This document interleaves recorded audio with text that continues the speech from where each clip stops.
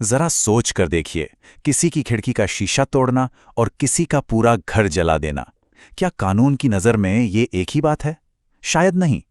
आज हम आईपीसी की 3 ऐसी ही धाराओं की बात करेंगे जो प्रॉपर्टी के नुकसान से जुड़ी हैं। ये देखने में एक जैसी लग सकती हैं, पर इनकी सजा में जमीन आसमान का फर्क है। तो चलिए इस फर्क को समझते हैं।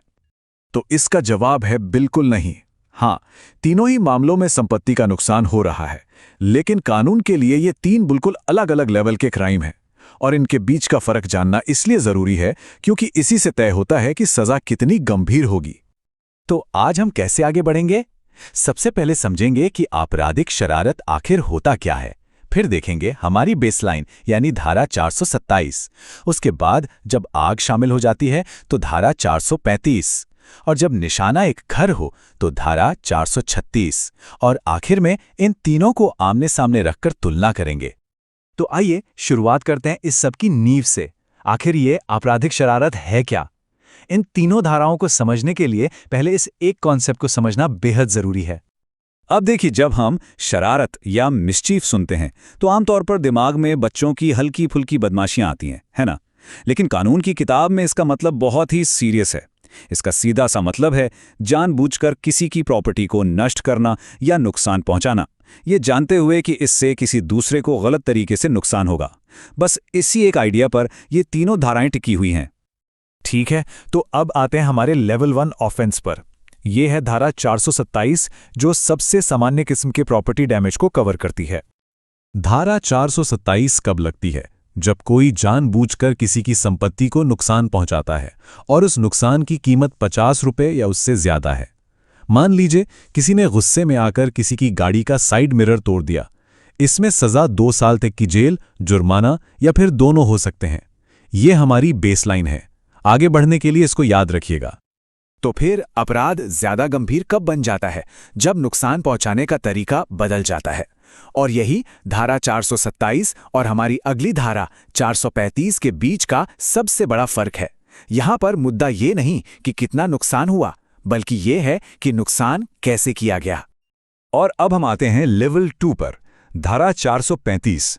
यहां पर चीजें काफी ज्यादा खतरनाक हो जाती हैं, क्योंकि अब इस क्राइम में आग या कोई विस्फोटक पदार्थ शामिल हो जाता है। सजा पर गौर कीजिए, 2 साल से सीधे 7 साल। इतना बड़ा जंप क्यों? इसलिए क्योंकि आग और विस्फोटक सिर्फ नुकसान नहीं करते, वो तबाही मचा सकते हैं, वो काबू से बाहर हो सकते हैं। इसी वजह से कानून कहता है कि अगर नुकसान पहुंचाने के लिए आग का इस्तेमाल हुआ है तो ये क्राइम कहीं ज्यादा गंभीर है। तो क्या इससे भी ज्यादा सीरियस कुछ हो सकता है? जवाब है हाँ, बिल्कुल हो सकता है। अब फर्क इस बात से नहीं पड़ेगा कि क्राइम कैसे किया गया, बल्कि इस बात से पड़ेगा कि निशाना क्या था। और यही धारा 435 और 436 के बीच का सबसे बड़ा अंतर है। और अब हम पहुंचते हैं इन तीनों में से सबसे गंभीर अपराध पर, धारा 436। यहां पर कानून कुछ खास जगहों को एक स्पेशल प्रोटेक्शन, एक सुरक्षा कवच देता है। लाइफ इम्प्रिजनमेंट यानी कि आजीवन कारावास तक की सजा। सोचिए, सजा इतनी कठोर क्यों है?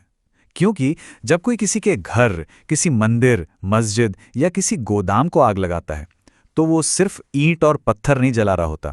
वो किसी की सुरक्षा पर हमला कर रहा है, किसी की आस्था पर हमला कर रहा है, किसी के सर की छत पर हमला कर रहा है।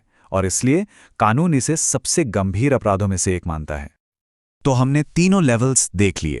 चलिए अब इन सबको एक साथ रखते हैं ताकि पूरी पिक्चर एकदम साफ हो जाए। देखिए, ये टेबल पूरी कहानी को कितनी आसानी से समझाती है।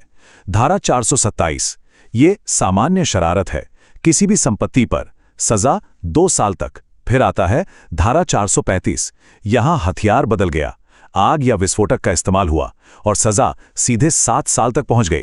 और आखिर में धारा 436, हथियार वही है, आग या विस्फोटक, लेकिन अब निशाना बदल गया है। निशाना है किसी का घर या इबादत की जगह, और सजा आजीवन कारावास तक जा सकती है।